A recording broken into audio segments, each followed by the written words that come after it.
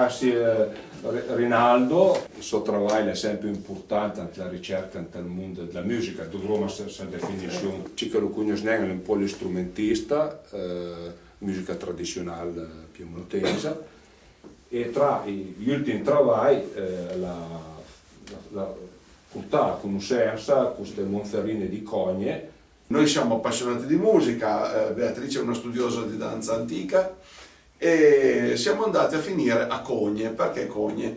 Per il fatto che Cogne è un paese anomalo in Val d'Aosta.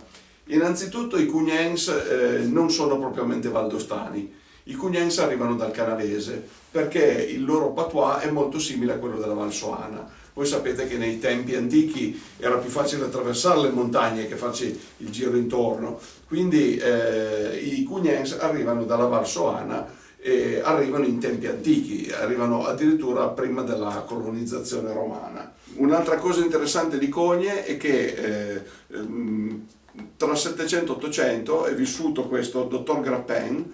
Dottor Grappen era uno dei pochissimi che avesse studiato a Cogne, a quel periodo là, andava a studiare a Torino da Cogne, cioè minimo sarà andato a piedi, è tornato a Cogne e ha innestato in Cogne una sorta di socialismo primordiale, nel senso che voleva che tutti i proventi della miniera fossero equamente distribuiti tra tutti gli abitanti di Cogne, e questo è interessante. Addirittura a Cogne c'è la Casa del Fuoco. La Casa del Fuoco è una casa dove non essendoci fiammiferi ed era un problema accendere il fuoco veniva mantenuto sempre in vita, e questa è una cosa che dal Medioevo fino a poco tempo fa nella Casa del Fuoco si davano il turno, era una cosa a rotazione, per cui qualcuno c'era sempre, ricchi o poveri, a fare la guardia al fuoco. La pelle è fatta di camoscio, deve essere un camoscio cacciato, non finito sotto la valanga, perché se no non funzionerebbe.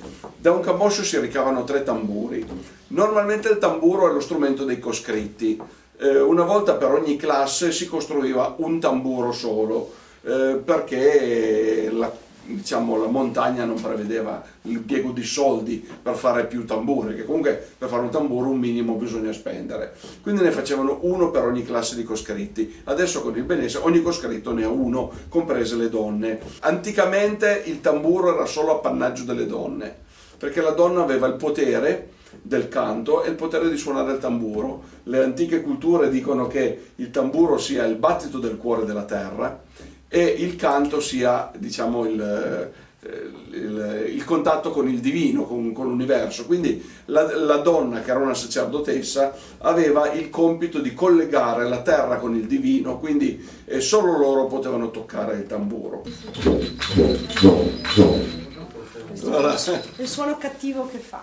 Sì, i coscritti suonano questo strumento per 3 giorni di seguito. Difatti potete vedere, se andate a Cogne al 6 gennaio, dove vestono i tamburi, c'è una striscia di sangue su quasi tutti i tamburi, perché il dito viene...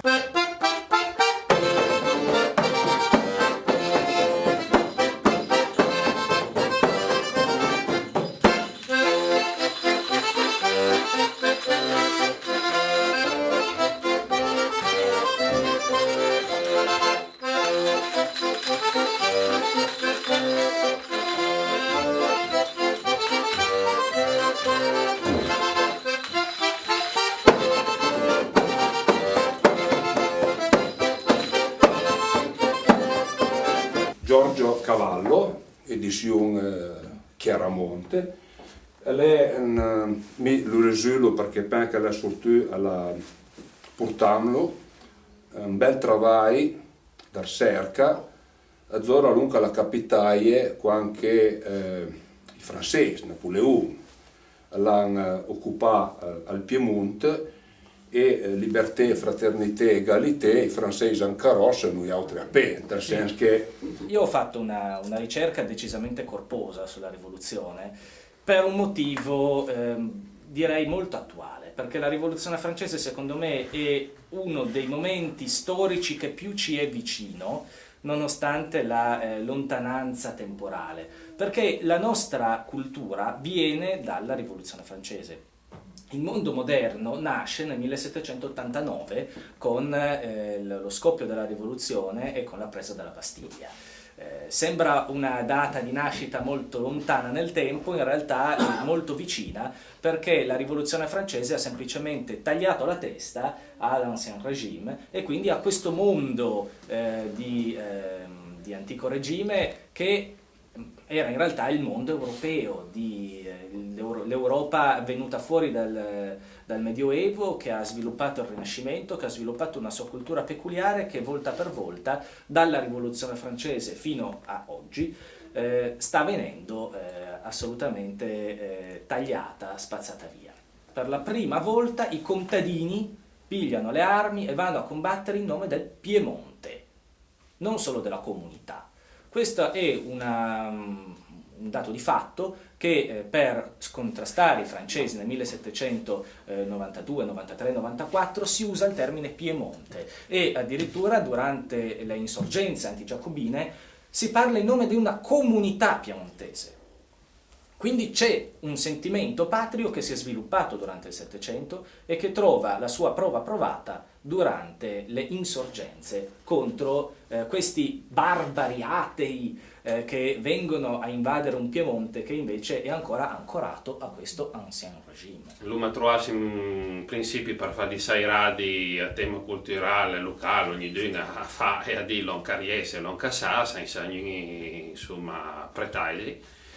E poi l'idea di fare un concorso è quasi senza ancalai, no? Il ancalai, chiama l'amministrazione del comune di Lucarel da fare concorso e anno dopo insomma arriva all'edizione che fa Sing e gli stai abbastanza un buon riscontro, sia anni, ad esempio il numero di partecipanti da anche